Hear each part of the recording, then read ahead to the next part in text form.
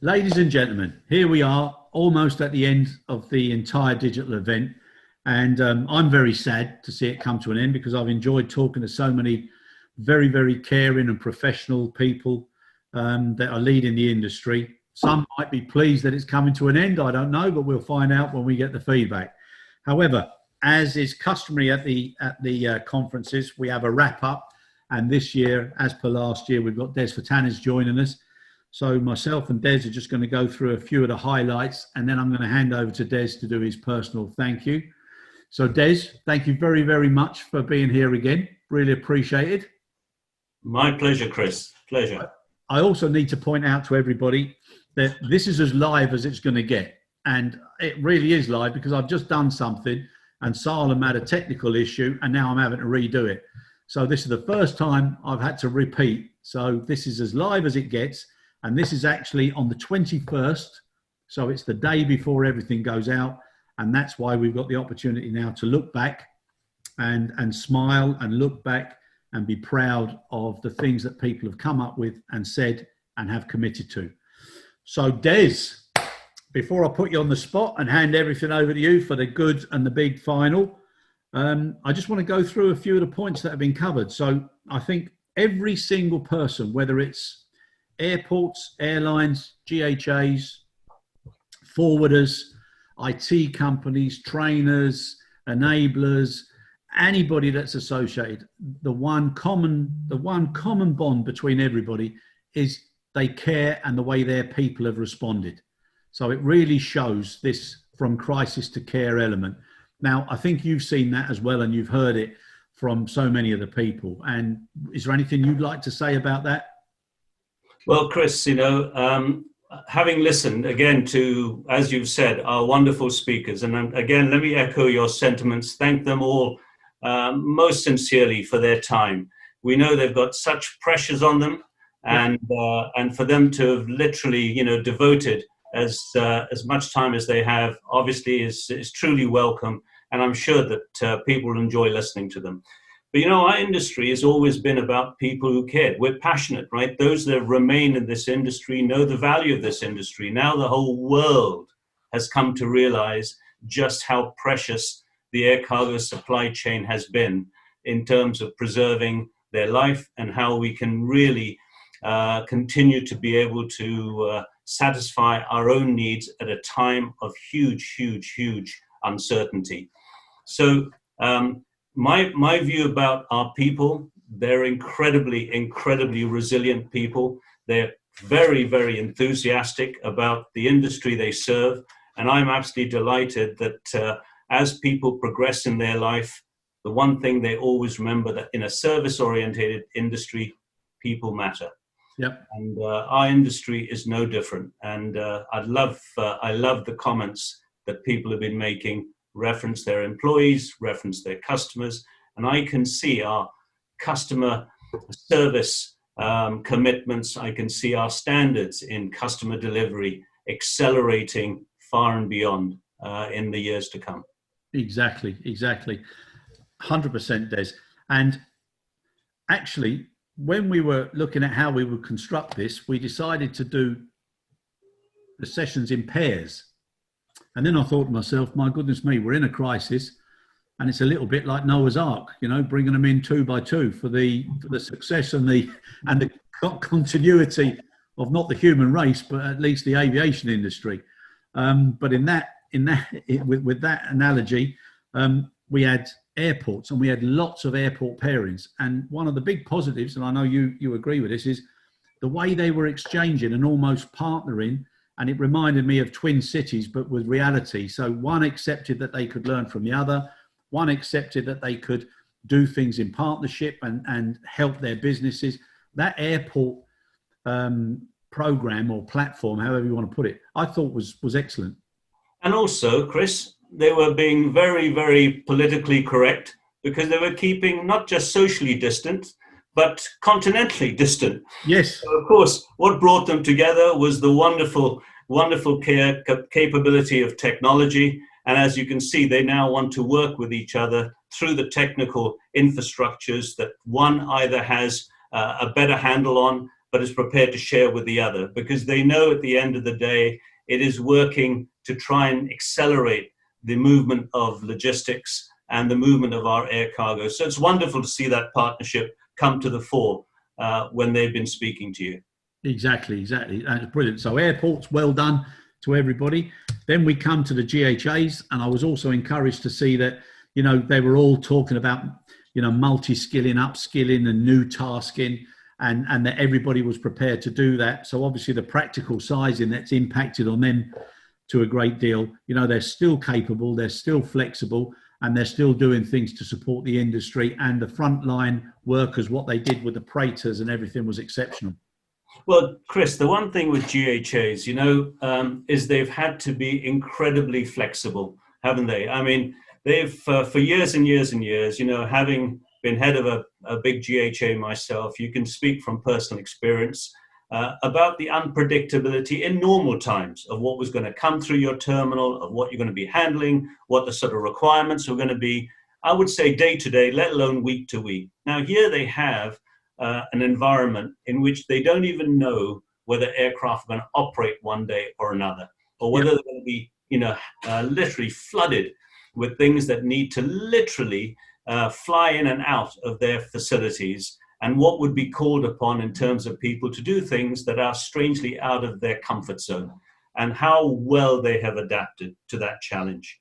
And again, you'll see that because they have risen to that challenge, we'll hope that in future, the airlines that they serve will take a far more appreciative evaluation of the relationship when they come to their contracts, and how you can look at the SLAs and precisely what you can be demanding into your SLAs for the future. So again, tremendous to hear what's happened, tremendous to see what they're looking to install going forward. And I hope that they get the recognition that they deserve. Yeah, and the good thing is there's even from the carriers' perspective as well. All the carriers we had on, they acknowledged the flexibility. They acknowledged the need to be flexible, because even as carriers, they're not sure when the schedules are going to be maintained or how disruptive they're going to be. But the carriers themselves also appreciated the workload that went into it, and a readiness to simplify what they expect and what they demand. Because at the end of the day, it's the practical realities now that are kicking in and taking place. So if you look at the number of men and the number of hours to do a turnaround on a prater as opposed to what's written in the contract, obviously it can't be done for the same time. So I'm really pleased to see the carriers are also agreeing to that. And overall, I think there's a genuine understanding. The industry now has got an opportunity to correct certain things that were either being too detrimental or too complex. And I know in the discussion with you and Stan made it very clear that he felt that this was a chance now to correct the past 10, 15, 20 years of incorrect practices.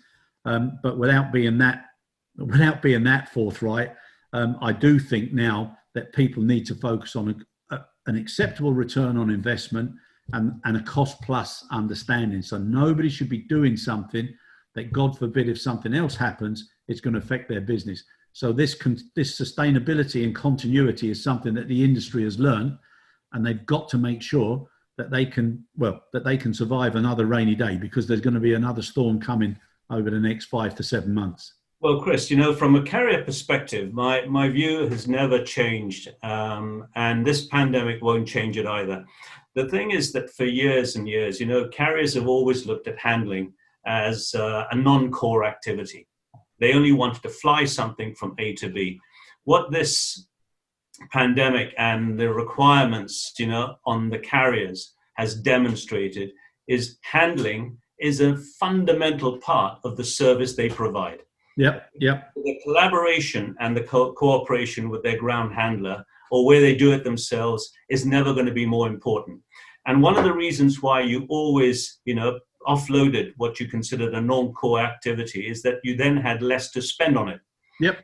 Well, if that's going to remain the case, I hope the carriers will realize now that other than their precious passenger side, they'll start to put any investment that they're going to make in future into the technology of their cargo division. Yep. They can basically become much, much more fluent partners to these third-party organizations like ground handlers. Yep. And I hope that those ground handlers get the attention from a training perspective, in terms of linking, almost considering them part of their core competence.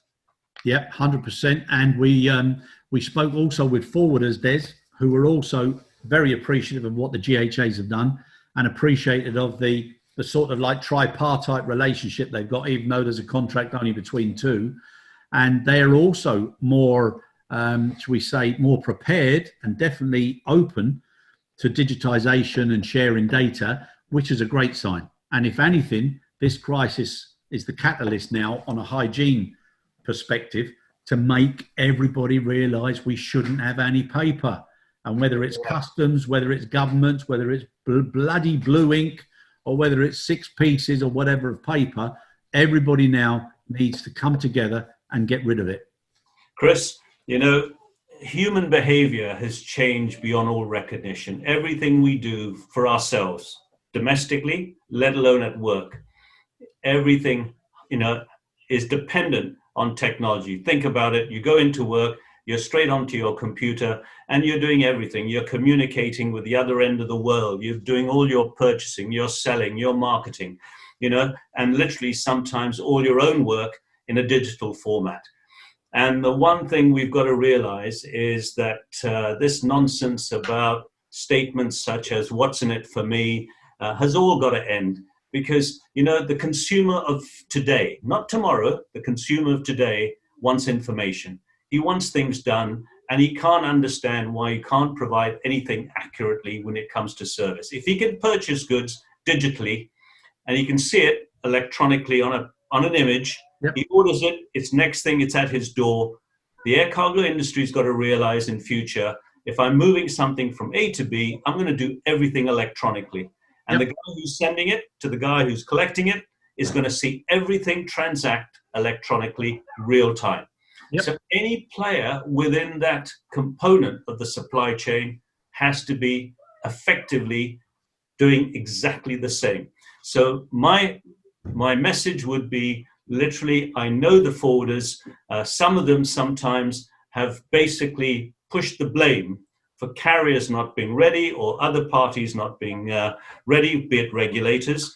But now's the time to just make sure you playing your own part. So if everybody does their own part, and I know a lot of the logistics companies are fully digitized, I'm sure we're going to be in a better place. Yep. And covering that, shall we say that first team within the supply chain, if they do understand that and they all go towards sharing data and proper traceability and tracking, etc., then there's an opportunity for them to also decide what are they going to do with e-commerce, because if they don't, the disruptors and everybody's favorite names now, they're just going to get more and more and more and more, and then the cargo organization will then start moving into a niche, and it's not what we should be doing. We should be doing as much now to grow together, grow the cake, and not be fighting over the size of the slices. So we need to address those disruptors. Now, with that in mind, we also had IT providers, and they again have agreed that they mustn't be as complex, and it mustn't be a holistic platform that they try and push. It can be small modules, small apps, very effective, that people need here and now. Correct, Chris. And of course, technology has always been, if you like, the dark side that nobody really understood except from an expense, Yep. and you always needed a certain sort of expertise and experience. I'm not saying that's diminished by any shape and form, but when you look at how the passenger side has over 30 years transacted, or 40 years, it's a mockery that we've not been able to do something similar. And I can understand the challenges technology companies have. They've built huge platforms at high costs. They have residual value to those platforms. And of course, they've tried to sell those and Yep. maintain those, sometimes enhancing them. But the new world today is that you've got new players who are working on things in the cloud, Yep. very adaptable. They can introduce a piece of software that links into yours, plug and play, nice and simple, no big capital investment. and that's the way of the future. And, you know, if you take a look at what's going to happen, today there are many providers, including some of the big brands that are infamous in our particular industry. They all have the same, but we're going to have to be much more adaptable, much more creative, and I'm sure that they will be very good enablers to allowing this industry to become fully digitized. And I applaud them in the part they're going to play, and I can't wait to see it all materialize. Yeah, and some of the apps are so creative now, and they can add to forecasting and pooling and all sorts. Now that brings me also to, you know, the two pooling enablers, and they were also consistent, you know, with the fact that they also have to be more flexible. And now that everybody's looking at asset costs and whether or not there's too much stock now, and what are airports going to do, how are we going to store it, how are we going to combine it, there's an opportunity there as well to do things differently from that airport ecosystem or that community than has ever been done before, so that we reduce the amount of additional cost that's necessary. Well, this is where we talk about the collaborative environment, don't we, Chris? You know, if you take a look before and you take some of the equipment manufacturers and even the ULD providers, you know, when would they have had a real serious discussion between carriers, ground handlers, and the airport? Yep. The actual landlord, about how we can make an environment that allows for the storage, the safe storage of all this very, very high value equipment. And I'd like to see that collaboration now come into the fore, particularly if airports, as we have heard, are going to have to start taking a lot more of a focus on their cargo infrastructure for the future. And it is something that I'm looking forward to seeing. And again, I like the collaborative thinking between these players. And of course, the type of equipment that they're going to have to bring into the future, particularly if you're looking at a very flexible type of aircraft. Yep. Short notice has to convert from a passenger to a cargo without a full conversion of the equipment itself. Yep. No, it's a new world, Des. Game changer, isn't it? Yeah, new world, and also, you know, needs new minds, new people.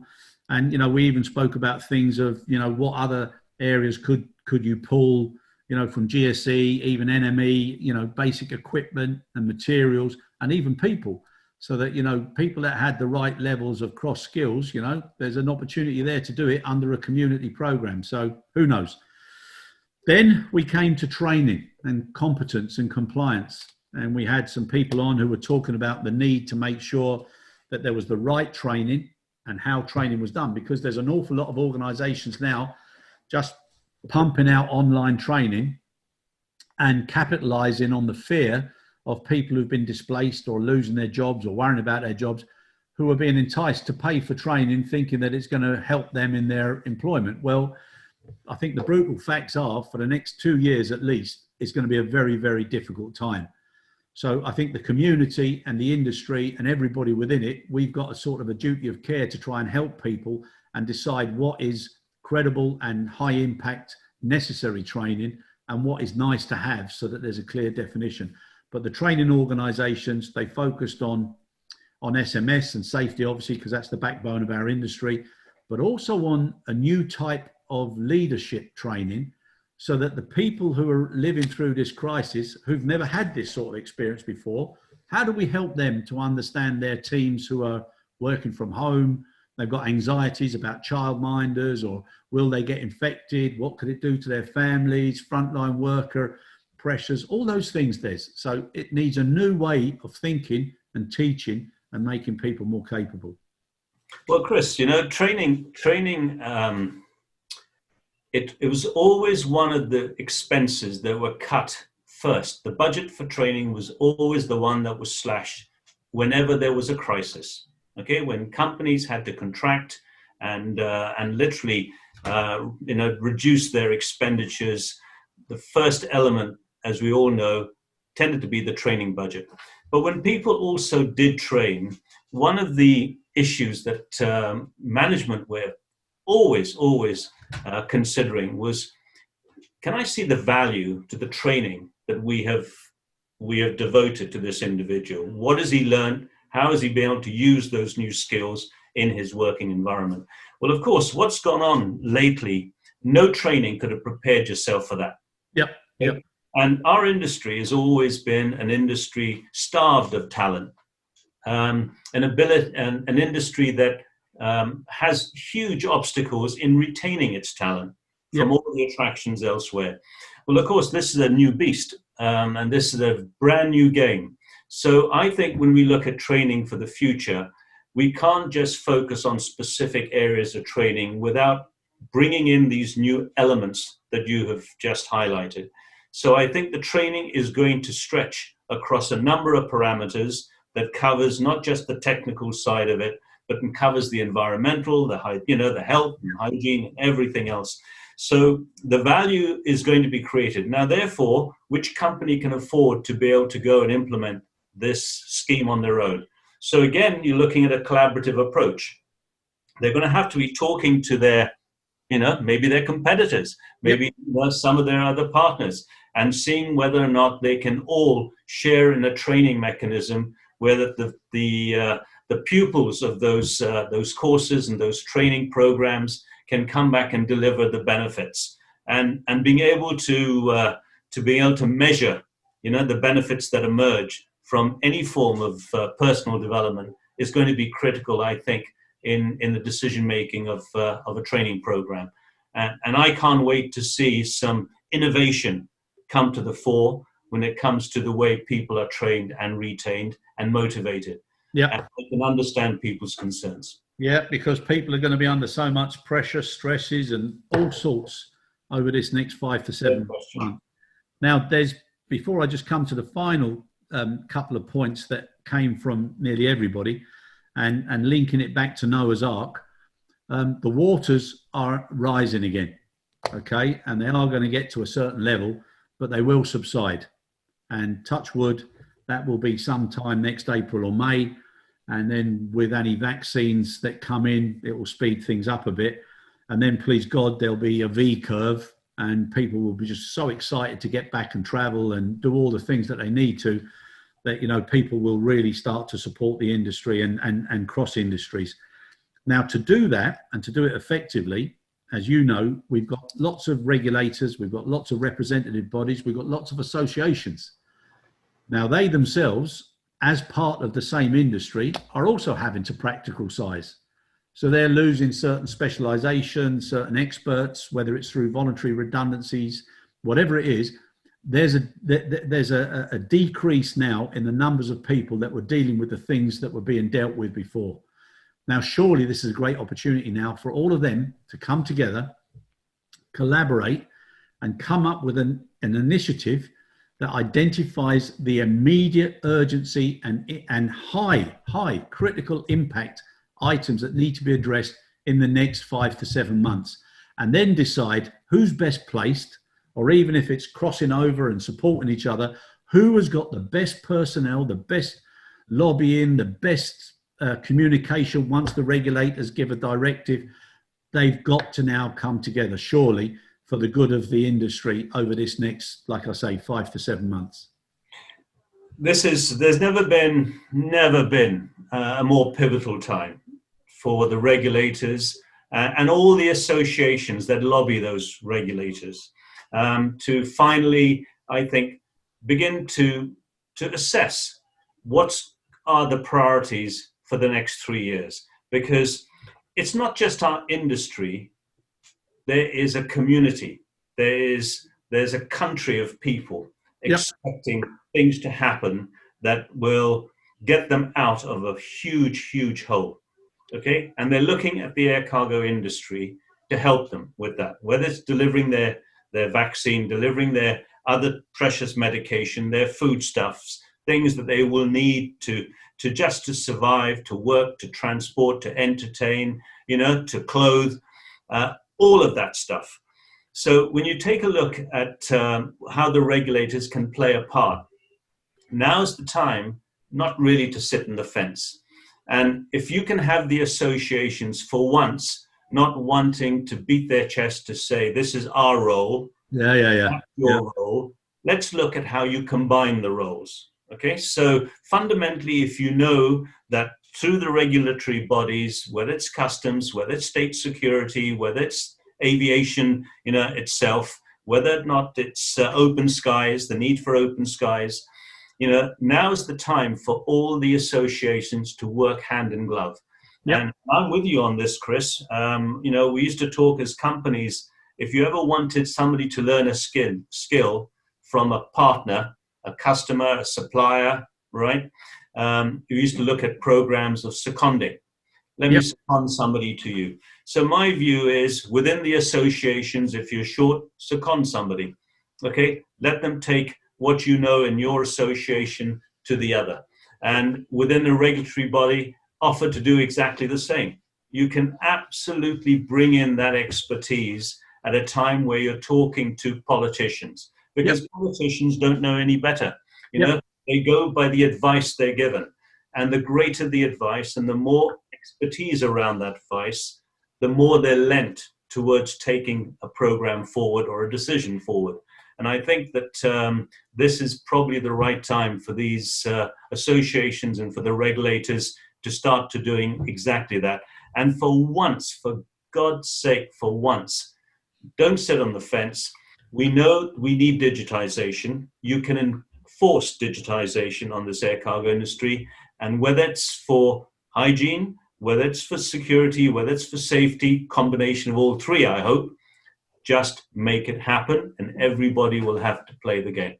Exactly. Well said, Des. Now, something else that's cropped up, we also, during your session with Stan offered to distribute or make available some of the white papers that he's done. So we will be making those available for anybody that would like to get them. So that's what Stan committed to, so fair enough. And we've also got a white paper from one of the apps who came on, which was to do with well-being and supporting individuals' awareness of their own temperature, heart rates, etc., to help with that overall understanding of when things aren't going right, and perhaps you should get in touch with a practitioner or look carefully at what's going on. So that's an organisation called Vast Minds, so we included those as well. Now, Des, as I did with everybody, I asked for 3 things that they would commit to and 3 things that they would like to have given back. Obviously, in your instance, it's a wrap-up. So I know that you'll be telling us what 3 areas or what 3 specifics you would like to have practiced, performed, implemented, and reported on when we all get together next year, please God, once this is out of the way. So I know they cover data, collaboration and care, and also people. So I leave you to do that. So the only thing I would like to close on my side is that as we go through this now 7 months, we need impacts to be immediate. We need clarity, we need compliance, and we need certain controls to be in place. And like most governments are doing now, they're already laying down certain controls and certain penalties to make people's mindset accept it when it gets to the point where they've got to roll out. Just like that, us as an industry, if we make rules, if we make guidelines, we've got to make them clear. And then if they're clear, they've got to be controlled. And to control them, people have to be competent and compliant. So we need to do that. To do so, we've got to communicate in a very special way and make sure the communication is getting through. And last but by no means least, the things that I've been saying throughout it is that we all care about our business, we care about our people, we care about our customers, and most importantly, we care about our tomorrows. So every single individual, if you've been displaced, if you're feeling bad, if you're feeling down, get away from negative people.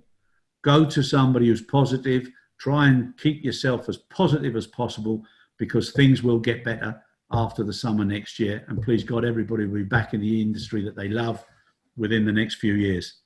So Des, without further ado, I'll leave it up to you for the final statements, final suggestions, and the things that you'd like to see in place for next year when hopefully we're all face to face at a conference again.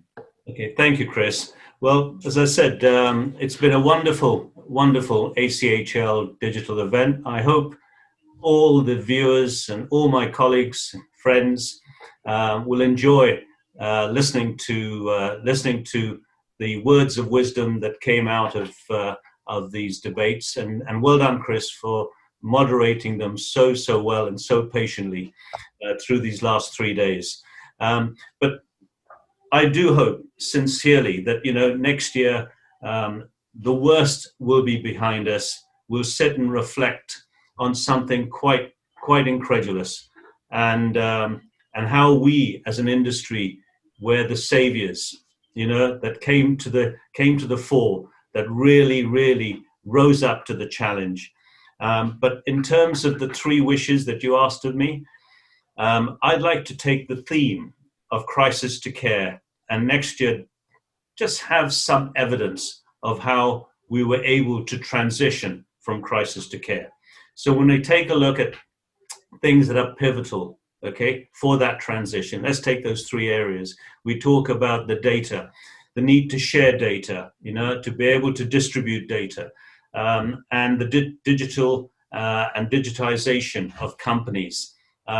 I would love to see us next year no longer talking about, are we still making progress? I want to see us reflecting on the fact that the air cargo industry is a fully digitized industry today. And I'd like to see everybody celebrate that particular point. We can hopefully be talking at things of real important KPIs, that have made a difference, and can leave the industry now looking forward, as opposed to wondering whether we're going to be able to grow it, knowing we're going to be able to grow it, and because this has been the industry that's been the catalyst of reigniting global trade. We know it's important, and hopefully we'll have the evidence behind us. But I'd like to see real evidence of corporate digitization across all the sectors that have been key players on this event. Yep. Okay? And secondly, when I look at collaboration, I'd like to see the evidence of what's been the best practice of collaboration. Has that been within the supply chain, as there is a family of airlines, ground handlers, logistics players, and obviously I'm not talking about IT companies because they're enablers, but airports coming in to provide, that intricate link. And the demonstration of collaboration is evident in countries A, B, C, or D, or at airports and markets A, B, C, and D. Let's see who's done that, because if we want to be benefiting from the emerging e-commerce demand that's going to stimulate and continue to ignite the growth in air cargo, this collaboration has to be there so that we can see evidence of the e-commerce business coming into the traditional air cargo players, right? And I'd love to see evidence of that.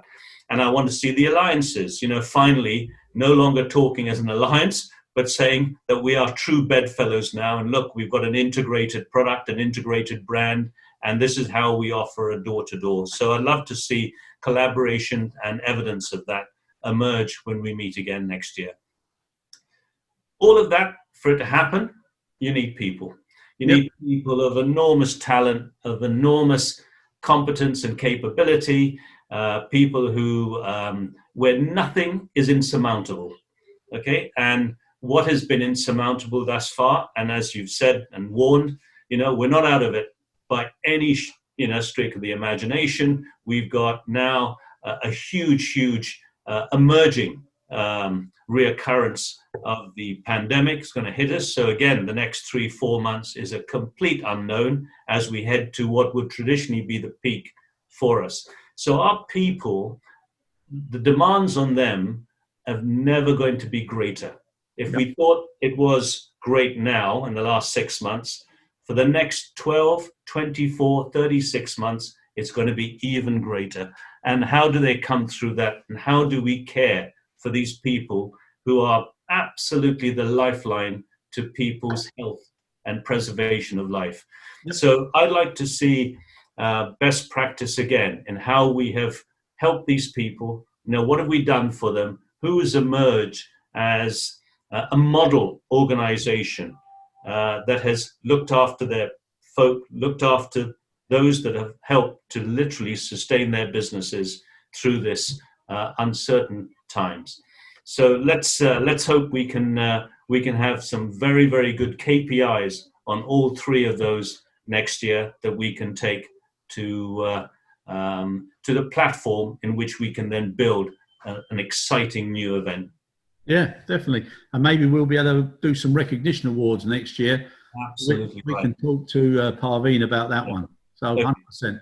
I'd like to then just close, obviously, by once again thanking you, Chris, okay, first and foremost, for your excellent moderation, your leadership throughout the event. I don't know where you get all the energy from, but whatever you're taking, keep taking it, because, you know, your enthusiasm and infectiousness has never waned from the first time I met you, you know, and maintain that wonderful sense of Irish humor you have. Never change, okay, because I can tell you it stimulates a lot of people. So thank you very much, my friend. And also, can I once again thank our wonderful sponsors who have contributed, and without them, as you'd mentioned earlier, Chris, the event wouldn't be hopefully as successful as it's been. So once again, to CEIA, can I say thank you to SIN France, to JITA Aviation, to Liège Airport, to Miami Airport, to Pay Cargo, to SACO, to Ted Stevens Anchorage International Airport, to our friends Uniload, and to IBS. A big, big thank you indeed for your generosity and support of this event. And lastly, from me, of course, none of this will be possible without the technical support.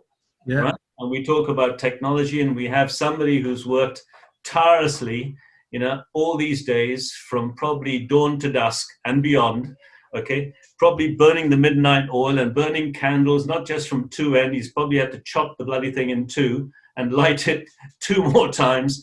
But a big thank you to Salim at EVA International. Salim Raja, he's been absolutely magnificent in keeping everything going. And last, but by no means least as well, to Parveen, of course, you know, who's instrumental in running this event all these years. And I know has been very, very worried as to whether the event would take place this year. Well done, Parveen. You've managed a wonderful digital event, and here's hopefully to a face-to-face next year.